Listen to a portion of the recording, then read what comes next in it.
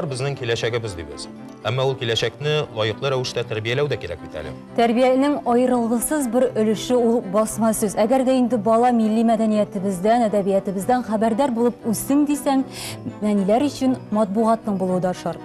Бармысың ул бүген Татарда балалар матбугаты булса, аның сыйфаты нидән гыйбарәт? Менә бу сорауларга җавапны без бүген мәдәният дөньясында тапшыруында ачыкларбыз. Исәнмесез, хөрмәтле тамашачылар. Ассаламу алейкум.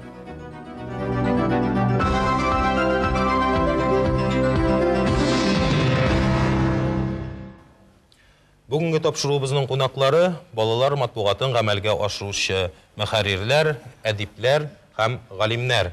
Хәерле көн, кадерле дуслар. Исәнмесез, хош килдегез. Милли балалар әдәбияты һәм матбугаты ни хәлдә? Аның сыйфаты нинди һәм тиражлар мәсьәләсе һәм башка бик күп проблемалар күптән түгел Татмедиа агентлыгында узган түгәрәк өстәлдә күтәрелде. Әйдәгез, очрашуыбызның беренче мизгелләрендә бу турыда кыскача гына видеоязма карабыз.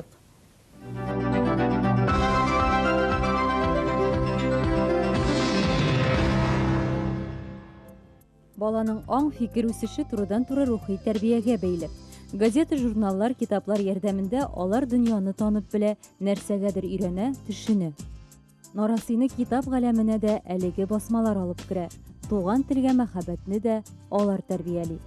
Матбугат һәм масса күләм коммуникациялар буенча республика агентлыгында үткәрелгән очрашу әнә шундый фикерләр белән башланып китте.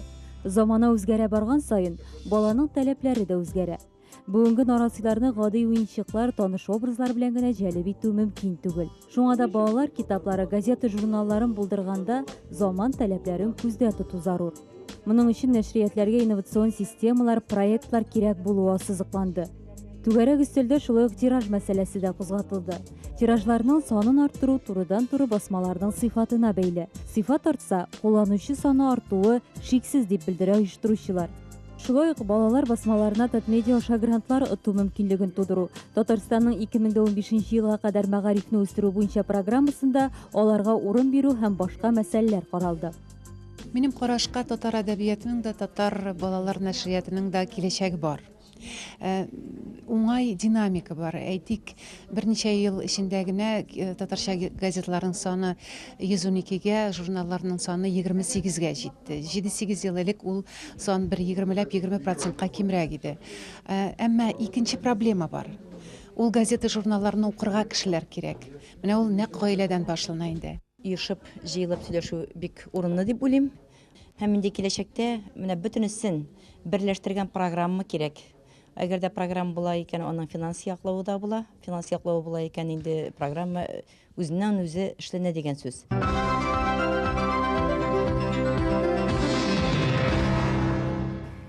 Түгәрәк өстәл артында сөйләшү узды, анда күпләрегез катнашты да. Бүген исә без балаларның матбугаты турында гына сөйләшергә булдык, сөйләшүебез нәтиҗәлерәк булсын өчен. Инде менә барыбер да монда яңа йөзләр бар, шулай бит, берничә кеше кабатлана түгәрәк өстәлдә. Шулай да без менә бу теманы тарайтабыз икән. Бүген балалар матбугаты нинди халәттә дигән сорау белән, гомум сорау белән башлыйк әле очрашуыбызны. Роберт Мөгаллимович, сездән башлыйк инде аксакал буларак. Мені мұнда истәлекләр сөйләргә чакырган сездер дип уйлаган идем, карт журналистны. Ләкин иң беренче мин сезгә зур рәхмәт әйтәсем килә балалар матбугатына мөнәсәбәтегез өчен, хөрмәтегез өчен, чөнки мин гомер буе балалар матбугатында эшләдем. Ләкин өлкәннәр тарафыннан да, җитәкчелек тарафыннан да мөнәсәбәт һәр вакыт әйбәт булды димәс идем. Һәр вакыт икенче планда булды безгә булган мөнәсәбәт. Ләкин бәхеткә каршы дип әйтим, инде Татарда балалар матбугаты бар, аның зур традициялары бар, 100 елга якын тарихы бар, һәм менә бүгенгә кадәр бернинди өзеклексез ул дәвам итә, һәм менә бәхетебезгә дип әйтим, инде балалар матбугатының саны көннән-көн үсә. Беренчедән исемнәре сан ягыннан инде бу шулай куанычлы күренеш. Инде тираж мәсьәләсенә килгәндә, әлбәттә, аның объектив сәбәпләре бик күп, һәм әлбәттә, субъектив сәбәпләре дә. Элекке уку, әлбәттә, юк, элекке балалар юк, заман үзгәрә. Шуңа күрә инде монда объектив сәбәпләр булгач, монда инде кемне гаепләргә дә белмәссең. Балалар гаеплеме, журналистлар үзләреме, Роберт Мөгаллимович, монда менә бер сораудан башлый, гомуми сораудан. Балалар матбугаты бүген сезнең карашкан нинди халәттә ул канәгатьләндерерлекме заман таләбен? Бүгенге балалар матбугаты үз вазифаларын әйбәт үтәп киләләр дип уйлыйм мин. Чөнки балалар матбугатының, журналларның, газетларның үз вазифалары бар. Алар безнең балаларыбызны чын мәгънәсендә зур хәреф белән языла торган кешеләр тәрбияләргә тиеш. Аның әлбәттә инде. Замана балаларын канәгатьләндерәм. Заман белән бергә атлыймы бүген? Дөресен әйткәндә, менә инде мин 22нче ел Салават күпер дигән нәниләр журналы нәшер итәм. Бу сорауга ике сүз белән генә, бер сүз белән генә җавап бирү бик кыен. Аның уңай яклары да бар, әйе дип рәхәтләнеп әйтәсе килгән яклары да бар. Ләкин әле күңелне канәгатьләндереп бетермәгән яклар да шулай ук бик күп. Менә хәзер балалар матбугаты турында сүз барганда күптер әйтәләр. Хәзер бит компьютер заманы, хәзер бит интернет заманы, басма матбугат, китаплар нәрсәгә кирәк диләр. Ләкин компьютер әлбәттә бик шәп нәрсә, интернет тагын да шәбрәгәйме.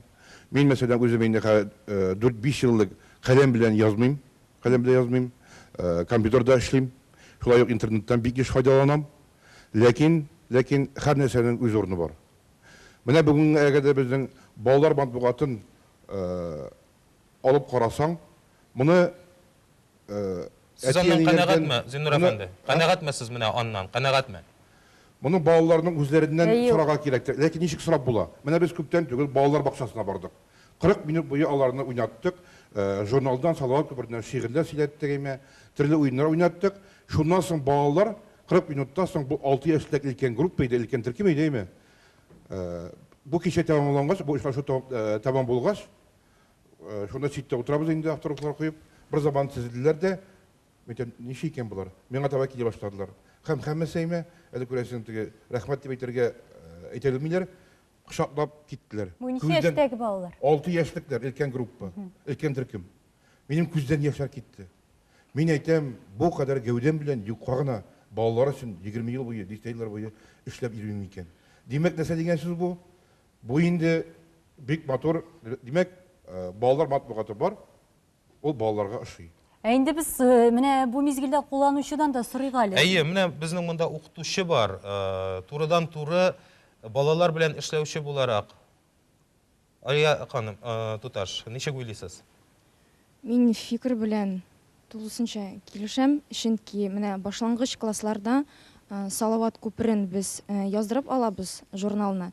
Һәм балалар шундый кызыксынып укыйлар, төрле конкурсларда катнашалар һәм шу конкурсларда катнашып үзләренең рәсемнәрен, шигырьләрен күрү, басылган шигырьләрен һәм рәсемнәрне күрү шул журналда аларга тагын да ниндидер стимул бирә һәм кызыксыну уята. Ә менә нәрсә җитми? Ниндирәк күрергә теләр идегез? Бүгенге балалар матбугатын. Авыр сорау булды бу. Авыр сорау булды булса кирәк. Моңа җавап бирү бик җиңел. Менә мин дәвам итеп әйтәм. Журналның да, газетаның да үч төрле авторы була. Беренчедән эшләүче журналистлар, икенчедән язучылар, шагыйрьләр һәм укучылар. Менә шулар нинди әсәрләр бастыралар, журналда, газетада шундый дәрәҗәдә була. Менә мин гомер буе әйткәнемчә балалар матбугатында эшләдем. Менә без яшьлегенчедә авторларга зур игътибар бирә идек. Күренекле, билгеле авторларга. Бездә Нәки Сәмбәт басыла иде. Сибгат Хаким, Габдрахман Абсәләмов, Нәби Дәүлей, алар бездә чиратта торалар иде. Ә бит алар зурлар язучылары. Шуңа да карамастан, хәтта зур романнарыннан үзекләр бирүне бездә 2-3 сан, 4 санда үзләре өчен зур мәртәбә саныйлар иде һәм безгә рәхәтләнеп, безгә ярарлык үзекләр китерәләр иде. Менә авторлардан тора. Нинди әсәрләр бар, шул дәрәҗәсе шуны Сифат ягыннан тормыймы, менә гәҗит журналларның сифаты, аның кәгазе, аның технологияларыннан тормыймы? Менә без яшьлегенчәдә эшләгәндә бөтен газетләрдә бер төсле сыйфатлы кәгазь белән чыга иде. Шулай бит. Аннары макет мәсьәләсе. Менә хәзер бик җайлыга күчтеләр хәзерге. Бер төрле макет, шуңа сон сайын шәпәп кенә баралар материалларны. Мин үзем менә җаваплы секретарь булып шактый эшләдем. Бер сон икенче сонга ошамаска тиеш иде. Без изәшегә идек, уйлап табып. Менә ул заманга карап бит. Аның бөтенесе дә бергә бәйләнгән әлбәттә. Макет дип, ул газетаның, журналның ул төрле формасы дигән сүз бит инде, эштәлеге һәм кыяфәте буенча. Мин менә моннан 20 еллар идек. Ростов, шуны беләм. Ул вакытта Татарстан китап нәшриятында балалар редакциясендә эшлидем. 89 ел бу. 89 ел. Ростовта Малыш дигән нәшрият бар иде. Һәм алар бүген эшләп булмаган менә дигән балалар китаплары чыгара идек, әйме? Мисал өчен кичкенә китап әтәч турында. Китапның беренче битен бала ачты, аннан калкып кәгазь әтәч килеп чыга. Без менә шуны эшли алмыйбыз. Хәзер менә без яңа инновацион проектлар эшлибез, әйме? Бигрәк тә менә бу Салават күпер журналына кагыла. Чөнки без нәниләр өчен, без балалар бакчалары һәм 1-4 сыйныфка кадәр булган балалар өчен. Һәр сан безнең уенчык булырга тиеш. Синең балага акыл сатуың, мораль укуың кирәк түгел. Аның исе китми. Әйткән сүзеңдә бер калагыннан керәчәк, икенче калагыннан чыгып китәчәк. Менә бездә бу әле юк, әле җитми. Безнең моның шулай ук типографиядә технологиясын эшли алмый. Зинур әфәнде, бу инде нәрсә дигән сүз? Журнал күңел ачу чыганагы гына буламы инде? Юк, һич алай түгел. Менә бишектә яткан балага түгел, 1-2 яшьлек балага, кыз балага. Тоттыргыз уенчык машина. Уларны атып бирәчәк. Шул кыз балага әгәр дә тоттырасың икән кулчак, уларның белән уйный башлаячак. Я чәчне йолкаячак, я сыпаячак, башка. Һәм малайга да. Балага әйткәнемчә, ул дөньяны, гыйлемне, билемне, тәрбияне уен аша танып белә. Уен аша. Бары тик шулай гына. Инде әгәр дә безнең редакция коллективында шундый максат куелган име, һәр сан ниндидер малайлар өчен уенчык бер машина кебек булырга тиеш. Балага әгәр дә уенчык тоттырасың икән, ул аның белән 1-2 көн уйный да, я йылкып ата, я туя. Аңа икенче уенчык кирәк. Икенче уенчык кирәк. Безнең менә әле журналның мисал өчен формалары буенча һаман шул бер кыяфәтле уенчык. Менә бу технология әйбер килеп чыга. Монда Искәндәр Йолдыз Миңнуллина килеп җитте, Ялкын журналыннан менә ул эшләр белән әзрәтеп каралган иде. Йолдыз, рәхим итегез. Кирәк утырыгыз, без әңгәмәбезне шулай да дәвам итик. Менә бер әйбер кызык кына. Менә минем балаларга игә мин алам татар журналларында барысындан индиләр чыгалар, алам мин шулай ук вакытта рус журналларында сатып алам. Әмма рус журналларының сыйфаты белән татар журналларының сыйфаты арасында аерма кытышкыч зур. Кайсы яктан? Сыйфат ягыннан, бизәлеш ягыннан. Менә моны ни өчен без дә шуны эшли алмыйбыз? Менә нәкъ шундый кыяфәттә. Бу сыйфат форма ягыннан. Сыйфат форма ягыннан, бизәлеш ягыннан. Бу туп-туры безнең журналга кала, миңа кала, мин моңа җавап бирәм. Бу гына түгел, тагын берәү бар безнең журнал, берничә журналыбыз бар. Чөнки безнең нәниләр журналы, әйме? Сабантойның үзе кушлары бар, Ялкынның инде өлкәнрәк яшүсмерләр, әйме? Әгәр дә Салават күпер журналының тиражы анда 100 мең була икән, иртәгә Ялкынның һәм Сабантойның тиражы шулай ук артачак дигән сүз. Без менә заводны уйласак, без әйме, без беренче продуктны бирәбез, беренче товарны эшләп чыгарабыз, әйме? Менә мисал өчен хәзер әйме тел өйрәтү дибез, әйме? Текст бирәбез. Монда инде мин якынча әйтәм, әйме? Шул текст янына рәсем, комикс, монысы икенче компания булды.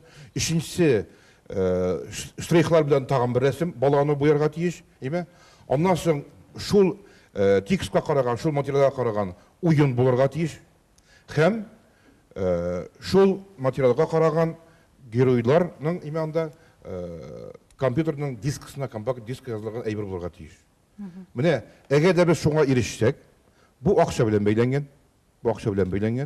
Мин менә әгәр дә без шуңа ирешсәк, без урыс журналында инглизлекне әллә кая калдырып китәбез. Моңа ярак калмады. Сәбәпне әйттем бер генә.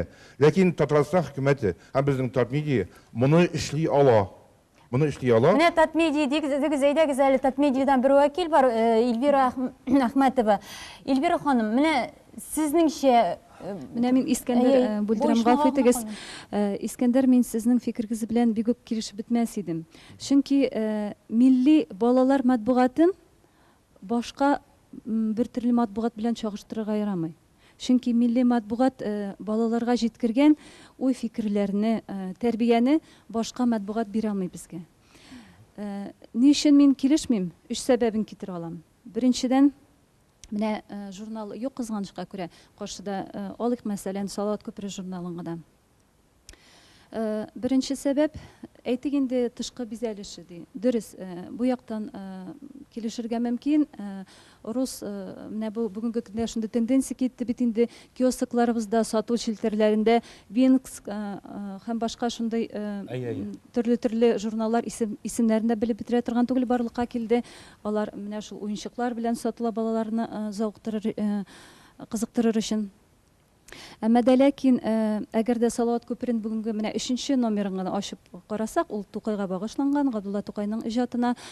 Андагы бүгенге редакциядә эшләүче профессиональ рәссамнәребез ул рәсемнәргә үзләренең бөтен җылысын салган. Алар аны милли мәдәни традицияләребезгә нигезләнеп ясалган. Анда без инде әкият геройларын да күрәбез. Әмма дә ләкин менә шушы киоскларда сатыла торган журналларда нинди генә зауклы матур булмасын, алар тышкы яктан матур булса да, аларның менә хәзер бу кызык бер әйбер килеп чыга. Әйеме? Без нәрсә турында гына сөйләшсәк, акча турында сөйләшәбез дигән бер акыл иясе. Хәзер бер сүз әйеме?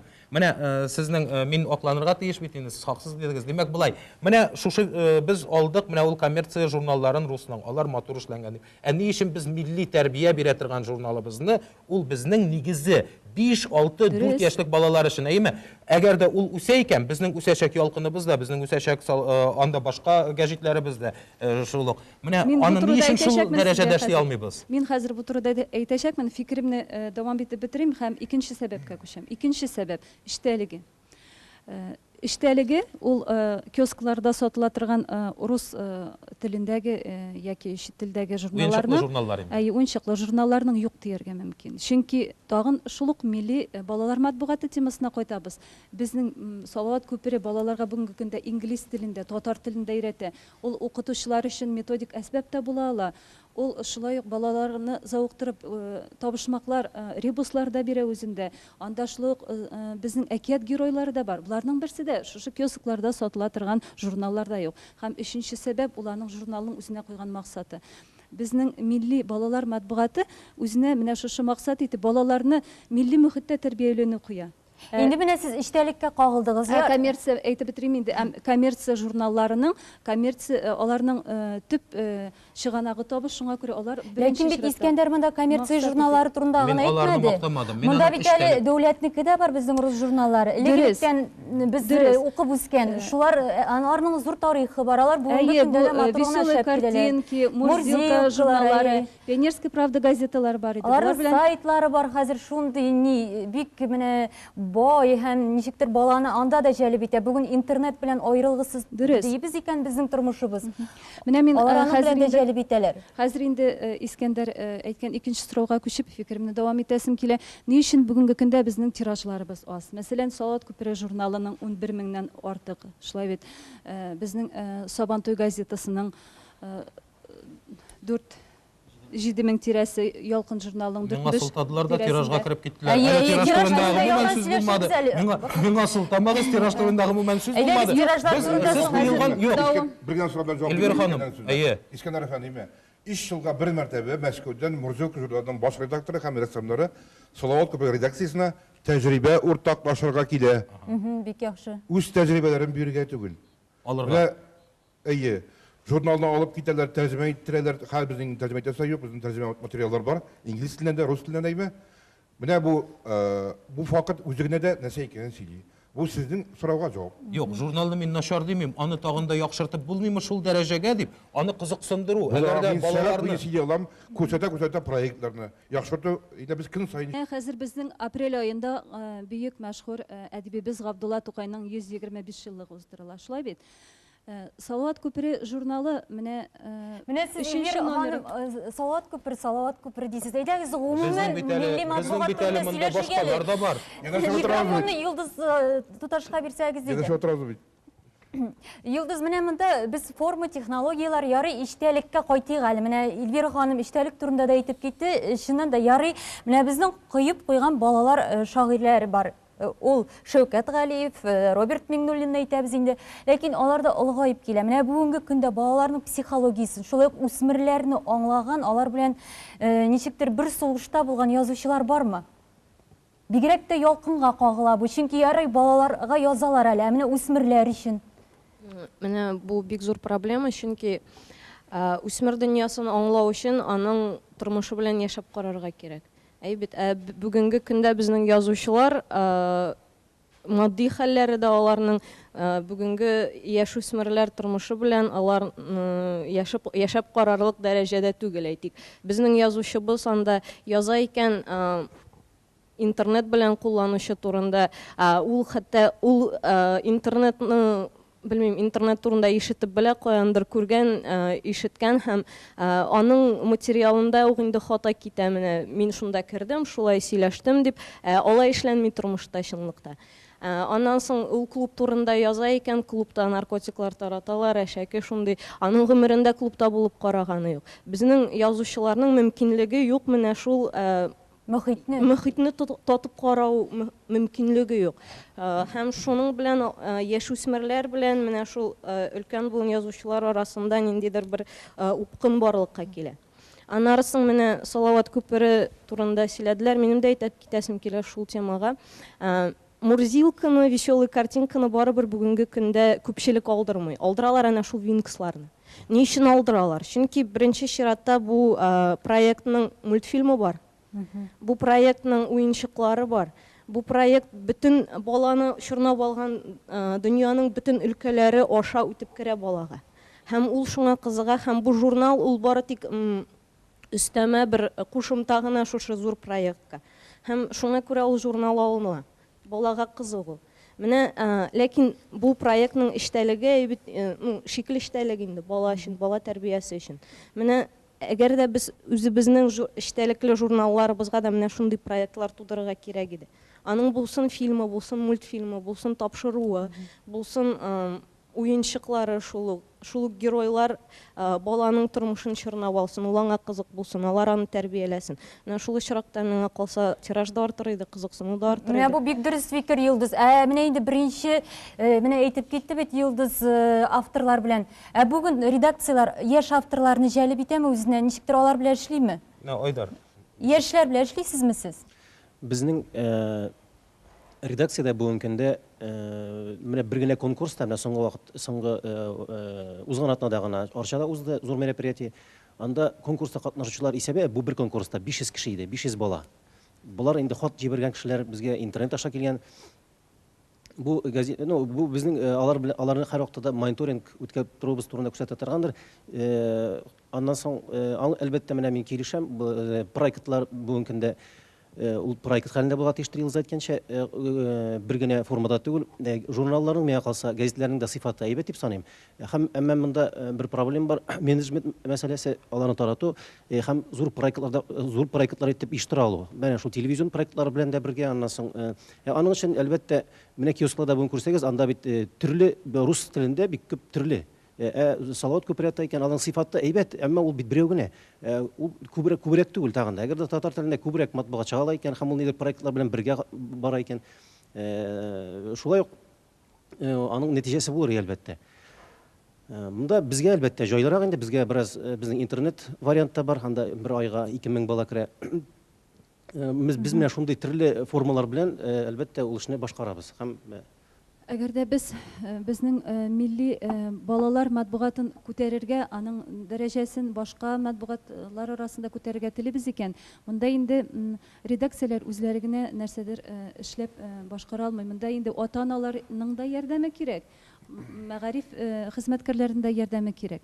Әгәр дә укытучыларыбыз, менә шушы басмаларыбыз безнең Сабантуй газетасын, Салават күпере журналы, Ялкын журналын дәрестән тыш чараларда методик кулланма әсбаплар итеп куллана икән, ата-аналарны җәлеп итә икән, ата-аналар үз чиратында балаларга яздырып ала икән, без бит киосклардан менә ул журналларның берсен 2 сумга сатып алабыз. Мәсәлән, Салават күперенең ярты еллыкка язылуы 137 сум, яки мәсәлән Ялкынныкы 2 сумнан артык, шулай бит. Без нишләптер менә балаларыбызны яздырмыйбыз аларга. Без бүгенге балалар матбугаты турында сөйлибез. Һәм инде балалар матбугатын гомумән совет чоры казанышы дип ничектер фикерләргә күнеккәнбез. Ләкин бит әле балалар матбугаты басмалары 20-нче йөз башында да булган. Җәүдәт әфәнде, моны сездән яхшырак башка беркем дә әйтә алмый. Менә ниндирәк булган, нинди сәхифәләр булган һәм безнең нәширләргә нәрсәгә өйрәнергә мөмкин? Ул заман нәширләренә.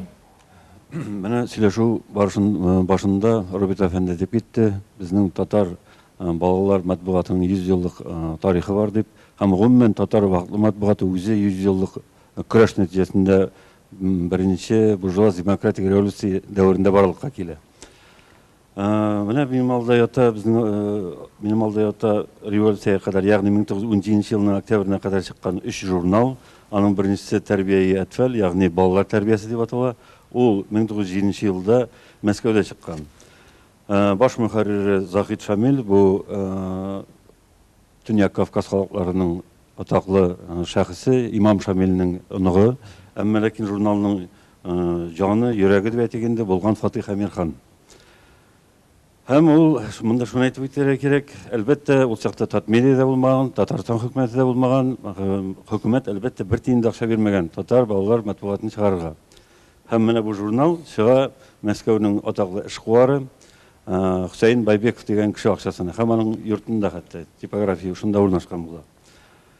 Һәм тагын шуны әйтеп үтәргә кирәк, 1910 елга кадәр Россия империясендә яшәгән 150-гә якын халык һәм милләтнең бик азында гына балалар матбугаты булган. Әйтик, төрки мөселман халыклар арасында бар тик 3 кенә халыкта балалар матбугаты булган. Бездә, Кырым татарларында һәм Азәрбайҗаннарда. Икенче журнал бу Ак юл дип атала, шигъри исемле. Аның оештыручысы, наширы һәм мөхәррире күренекле журналист, язучы һәм җәмәгать эшчесе Фәхрислам Агиев була. Бу журнал 1913 елдан 16 елга кадәр чыга. Кайда чыга? Бу Казанда чыккан журнал, Казанда чыга. Ләкин 16 елда тукталырга мәҗбүр була, чөнки жандармерия, полиция ул чакта Фәхрислам Агиевны сәяси яктан ышанычсызлар исемлегенә кертә һәм үзегез беләсез инде бу елларда сугыш бара, беренче империалистик сугыш һәм матди кыенлыклар аркасында бу журналда тукталырга мәҗбүр була. Бу журналның беренче саны ул вакытта әле яшь язучы Нәқи ага Исәнбәтнең шигыре белән башланып китә. Менә нинди сәхифәләр бар анда? Хәзер әйтермен, менә инде 3нче журнал, монысы балалар дөньясы. Монысы 17 елда беренче генә сан чыгып кала. Сәхифәләр әлбәттә традицион дип әйтергә була. Бу беренчедән шигырьләр, хикәяләр, әкиятләр. Шулай ук алардан тыш әлбәттә инде төрле ребуслар, баш ваткычлар, криптограммалар һәм теге баланың фикрен үстерүгә хезмәт итә торган шундый ниләр дә, бүлекләр дә булган. Һәм әлбәттә инде рәсемле. Бу рәсем ул вакытта әле яңа нәрсә матбугатта, татар матбугатында, мәсәлән, 17 елга кадәр чыккан газетларның күпчелеге гомумән рәсемсез чыккан. Ә биредә журналларда монда рәсемнәр дә бар, фото рәсемнәрдә шактый актив файдаланган дип әйтергә кирәк. Һәм әйткәнемчә, үзләре алар калын да бит, менә битләре дә шактый күләмле генә, менә мысы гына ничкә, анда казанытлары кебек калын тегеләре. Мәсәлән, балалар дөньясы 40 битле булып чыккан. Әмма ләкин мәгълүм сәбәпләр аркасында язмышлары узап булмаган инде. Ләкин алар традициягә нигез салганнар.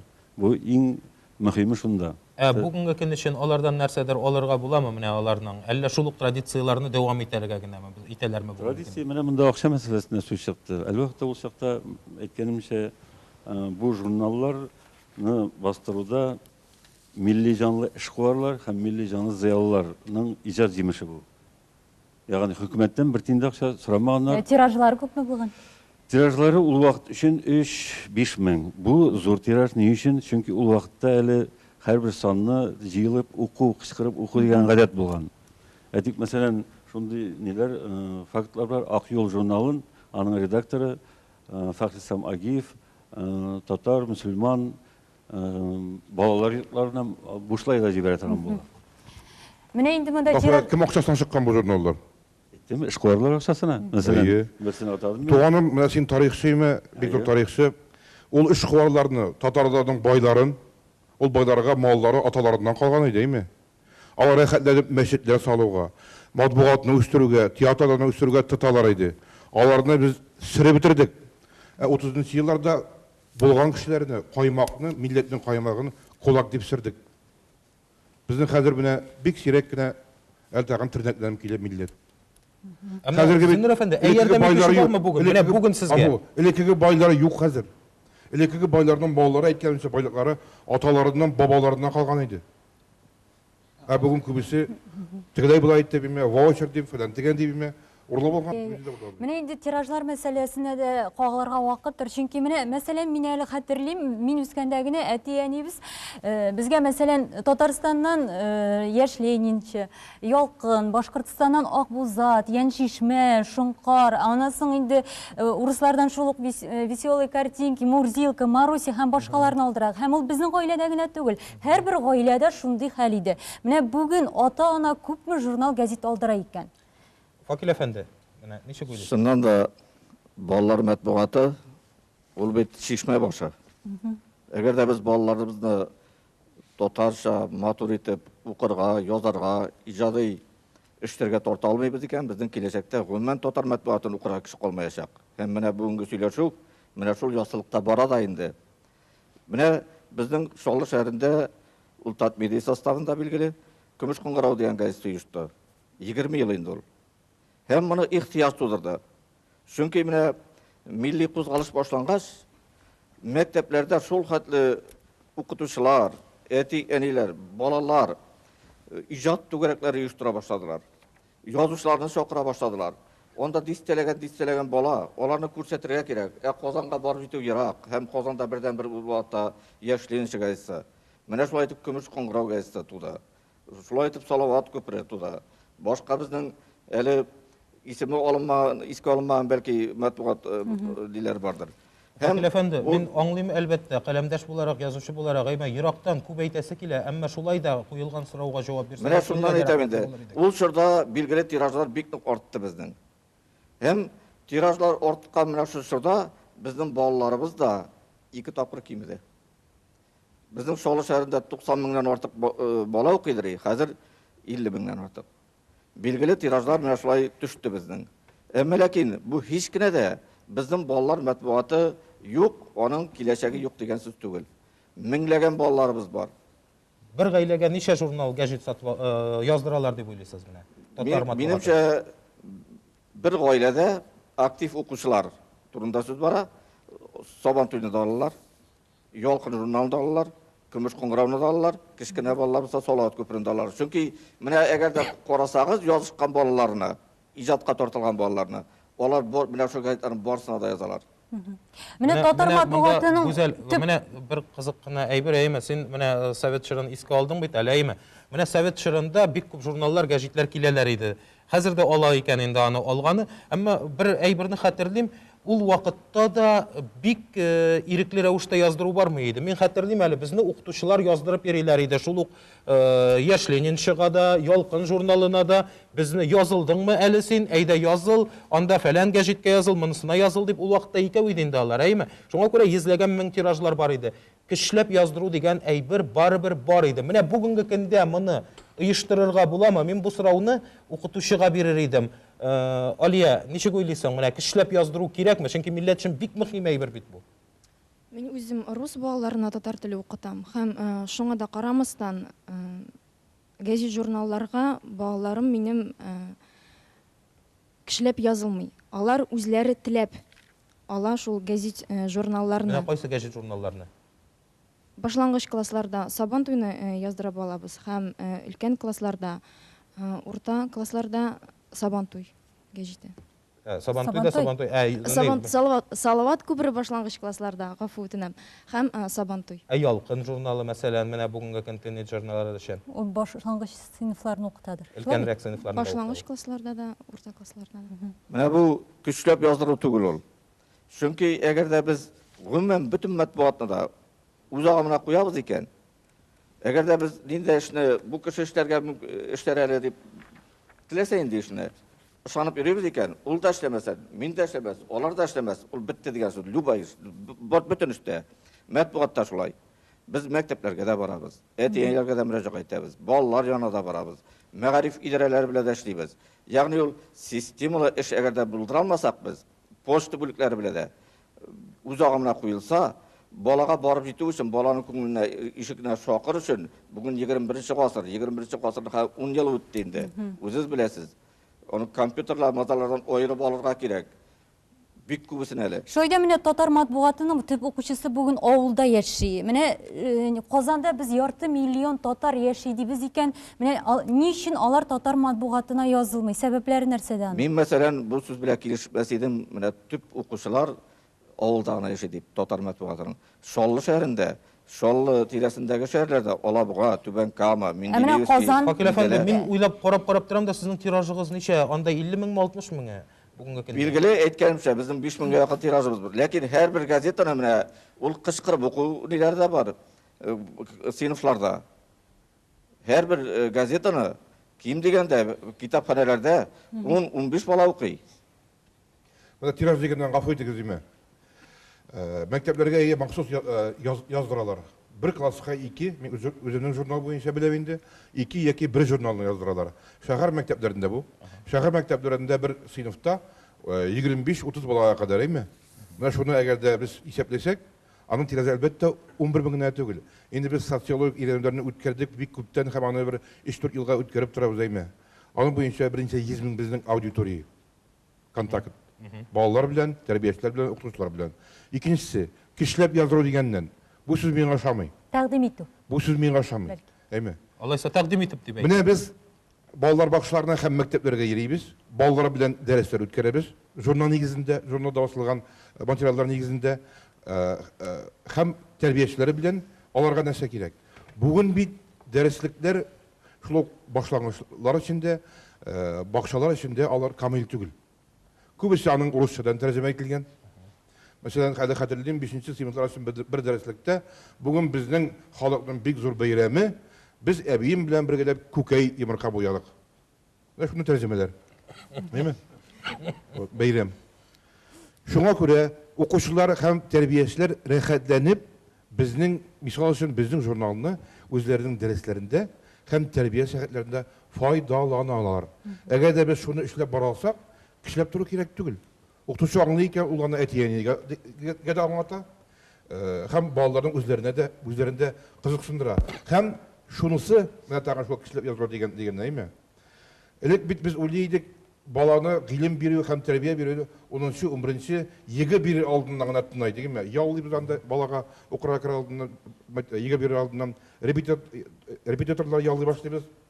Рәхмәт, менә мәгариф системасына безнең балага гыйлемне һәм тәрбияне, билимне кече яшьтән башларга кирәклеген аңлаган министрыбыз килде. Менә Альберт Харисовка рәхмәт әйме. Ул кишләп түгел, аңлатып әйтеп, үзенең ярдәмчеләренә һәм менә шул системага, безнең журналларны, газетларны бу сезгә кирәк, дәрес алып барырга кирәк дип әйме. Шундый тәкъдим итеп, әйме, кертә. Менә минем шундый бер фактка тап булганым бар. Балтык буе илләрендә һәр гаиләнең бер агзасы менә икешәр бер төрле журнал алдыра. Бу инде милли матбугатны, матбугатны күтәрү өчен. Менә бездә шундый милләтпәрвәрләр бармы? Мөмкинме булыр? Тираж мәсьәләсе әлбәттә бик катлаулы мәсьәлә. Мөхәррирләрне мин аңлыйм. Алар үз-үзләрен җавапталар әлбәттә. Безнең күп укыйлар, безнең тиражларыбыз җитә дип. Бу һич тә алай түгел. Тиражларыбыз бик кечкенә, кызганычка каршы. Ул безне һич кенә дә канәгатьләндерергә тиеш түгел. Аны редакция хезмәткәрләре, мөхәррирләр генә борчылырга тиеш түгел. Өчен мәгариф министрлыгында борчылырга тиеш.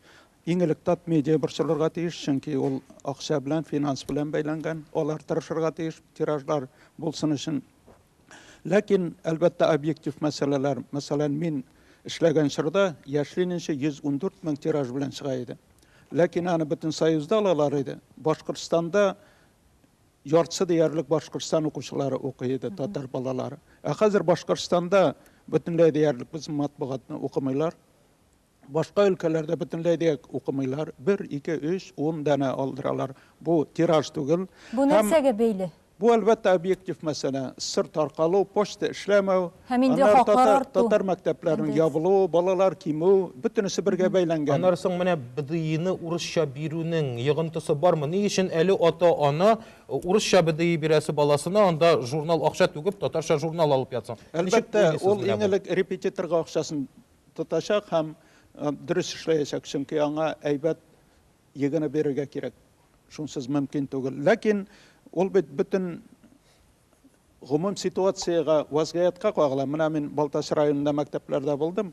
Хәзер татар гимназиясына укучылар килү проблемасы килеп туган. Балташ районында, татар районында ул Казан мәктәпләре турында сүз дә алып барырга мөмкин түгел. Шуңа күрә тиражны аны шундый ук сорау бирергә мөмкин, нигә татар китабын укымыйлар дип. Өлкәннәр китабын нигә укымыйлар? Нигә өлкәннәр матбугатының тиражы аз? Ул бит бөтенесе бергә бәйләнгән. Шуңа күрә инде монда әлбәттә гаеплеләрне эзләргә. Балачактан укучы тәрбияләнмәй, чөнки. Тәрбияләнмәй, чөнки балалар матбугатына түгел, балаларга мөнәсәбәт шундый. Балалар белән эшләүчеләргә менә. Моннан чыгу юллары бармы? Әйтик, пионер вожатыйлар мәктәпләрдә иң аз хезмәткә кала торган кешеләр. Балалар китапханәләрендә эшләүчеләр иң аз китап хезмәткә калучылар. Балалар матбугатында бүген мәсәлән әлбәттә мөхәррирләр әйбәт хезмәткә кала, журналистлар сез беләсезме, 5000 хезмәт хакына. Роберт Мугалимович, бу инде нәрсә? Сезнең менә сүзләрне тыңлап торабыз да, киләчәктә тагын да начаррак була дигән сүзме? Моның чыгу юллары, моннан чыгу юллары бармы? Ниндидер нәрсә уйлап табыргасың? Программалар төзергәме? Әлбәттә программалар төзергә була, ләкин программалар акча белән, финанс белән тәэмин ителергә тиеш. Аннары инде фидакарлар булырга тиеш, җитәкчеләр, менә рус матбугат турында сүз булды бит, киоскларда сата торган. Аларның бөтенесе дә бит дәүләт акчасына чыкмыйлар, алар эшмәкәрләр. Без базар заманында эшлибез, яшибез. Татар матбугаты бер вакытта да акча эшли торган матбугат булмаячак, бигрәк тә балалар матбугаты. Шуңа күрә Татмедиа хөкүмәт балалар матбугатына икеләтә, эшләтә акчаны күбрәк бирергә тиеш. Рәссамнар нигә буш эшләргә тиеш? Алар әйбәт хезмәткә калса, гонорар алса, алар бу гомум проблема дисез инде. Салават күперендә, Сабантуенда, Ялкынныда.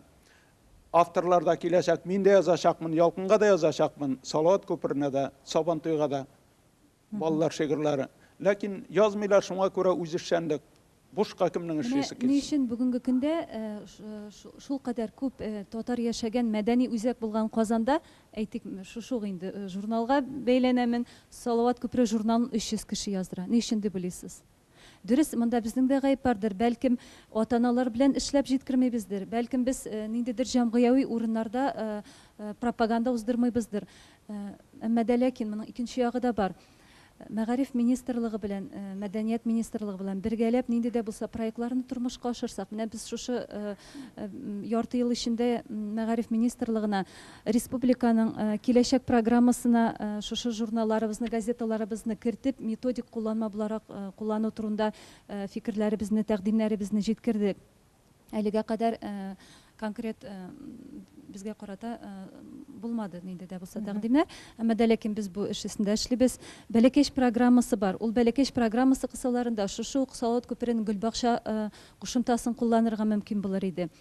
Безнең милли матбугатыбыз ул балалар матбугаты, ул бит халык матбугаты. Һәм без бергәләп эшләгәндә генә без аның дәрәҗәсен күтәрә алабыз. Монда инде әйтәм бит, редакцияләр үзләре нәрсә эшләмәй. Инде финанслау мәсьәләсенә килгәндә, бүгенге көндә ел сайын диярлек менә 2010 елның санарына китерәм мисалга 1 миллиард 24 миллион сум акча бүленеп бирелгән 150 масса күләм мәгълүмат чарасына һәм 494 миллионы аның шушы периодик басмаларга туры килә.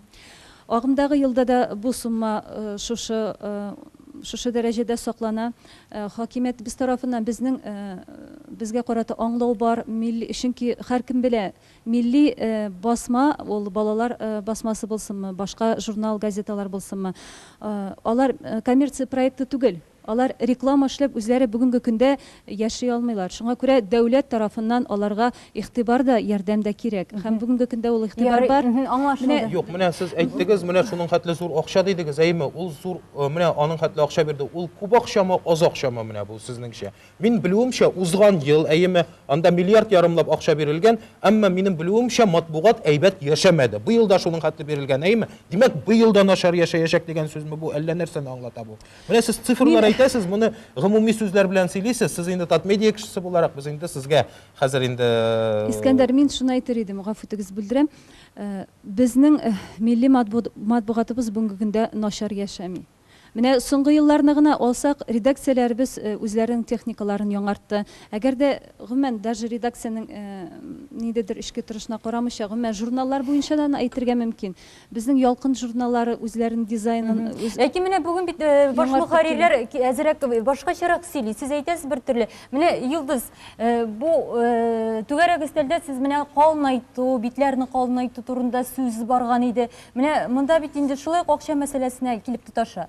Шундай фикер менә БДИны рус телендә тапшыра торган балага ни өчен без татар журналы яздырыйк та бит. Искәндәр әйтә. Ярый, булды ди шундый ниндидер фантастик үзгәрешләр, әйме БДИны без татарча тапшыра башладык ди.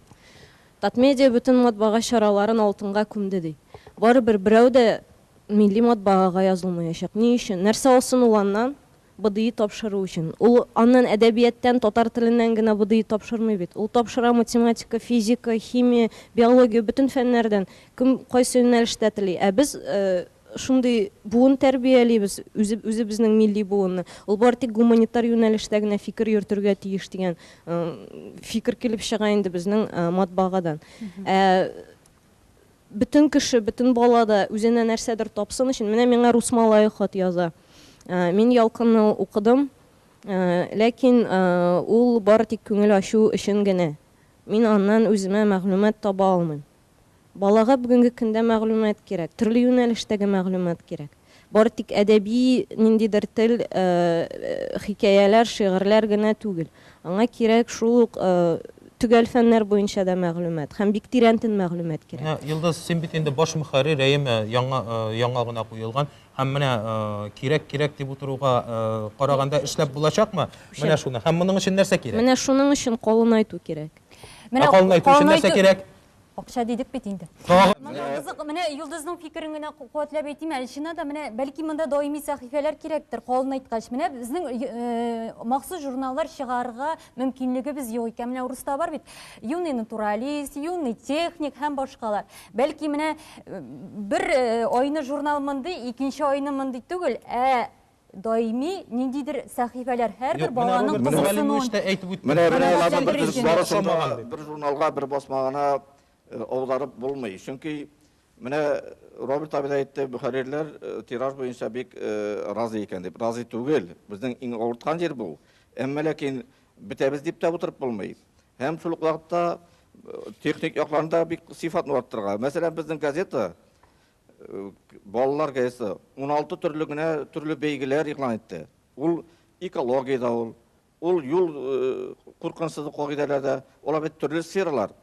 Һәм шул вакытта без укучыларның үзләренең иҗади конкурсларында ул рухи яктан бергеле ныгыта. Һәм шунда укучыларның нәрсәгә ашкынуларын, без укучыларны ничек танып беләбез? Укучыларның нәрсәгә ашкынуларын. Менә компьютерга керәләр интернетта, кеше үтерү, кансызлык һәм затсызлык. Балаларның үзләре романнар язалар. Төрле сайтлар бар бит интернетта, төрле сайтлар. Сез шуларга эләгәсездер, әйме? Балалар уен алып бирәләр әйбәт. Әле алар 200 градусында тора һәм шул ужас. Һәм юк, менә бер сорау минем туды. Әйме, монда безнең вакытыбыз да аз гына калып бара. Миңа бер кызык. Менә сүз монда яңгырады. Кызларга бер нәрсә кызык, малайларга икенче бер кызык диде Зиннур әфәнде, әйме? Без бүген журналларны шул принцип белән бүлсәк, безнең мөмкинчелекләр артачакмы тиражлар, мәсәлән, кызлар журналына, малайлар журналына. Зиннур әфәнде, кыскача гына. Әлбәттә, менә инновацион проектлар. Менә минем кулымда хәзер юк, әйме? Без Салават күпре ныкта чемпион дигән журнал чыгардык. Татар һәм инглиз телендә. Бу чөнки менә икенчесен, беренчесен аңлашлайын чемпион дигән, әйме? Сәламәтләндерү. Инглиз теле, нигә инглиз теле? Менә татар теле, татарча укыймыз, егет дибез, әйме? татар тілі аша инглиз тілін үйрену, рус тілі аша үйренуге қарағанда көпке жеңілірек екен жамағат. Ата-аналар шуны білмей. Менә біліп қалсындар еді, бүгіннен біліп қалсындар еді ме? Чөнки біздің инглизлер белән ұқсаш бірінші хәреф бар. Һәм ике тілдә, татар тілінде һәм рус инглиз тілінде басымнары бір. Французда да шулайрак. Менә без шул әйбергә белә барабыз. Аннан соң безнең бу Салават Көпре чемпионны мәктәп балалары үзләре эшләде. Юк, монолог озын китте. Безнең вакытыбыз бик чикле. Кызлар өчен Салават Көпре Күбәләк дигән журнал проекты эшләдек. Әйме? Менә бу бүлү дигәнне Зинур Хөснияр баңа җавап бирә алмый, чөнки үсмерләрдә кирәк ул бүлү. Балаларда түгел. Мөгаллимовичның да сүзе бар иде. Кадерле дуслар, фикердәшләр, мин кайбер фикерләр белән килешә алмыйм. Менә мәсәлән, Салават Көпрендә методик асбаб итеп эшләү турында яисә менә Йолдыз әйтте, егет тапшыру буенча нәрсәдер анда бөтен өлкәләрендә кылачлап алырмаслык әйберне бер вакытта да алып. Һәрбер журналның үз вазифасы, үз бурычы. Аннары әгәр инде без зур халык булабыз дисәк, гафу итегез, безнең 20-30 журнал булырга тиеш. Ә монда 3-4 журнал, без шуның белән мактанып утырабыз. Һәрбер журнал, һәрбер газета үз эше белән шөгыльләнсен. Ә шулай да бүлү кирәкме? Ничек бүлүсез? Булды, Искәндәр, вакытыбыз бетте. Кызганыч, менә инде нәрсә аңлам, бик кызып бәхәсләштек. Димәк, бу очрашуның дәвамы булырга тиеш. Шулай бит. Килүегез өчен зур рәхмәт, һәр вакыттагыча ярый, кирәк, тиеш дигән сүзләр яңгырады һәм инде менә буларны тормышка ашырырга насыйп булсын. Һәм киләчәктә тиражлар үсүен көтеп калабыз. Инде мондый нәтиҗәле сөйләшүдән соң. Килүегез өчен зур рәхмәт. Сау булыгыз.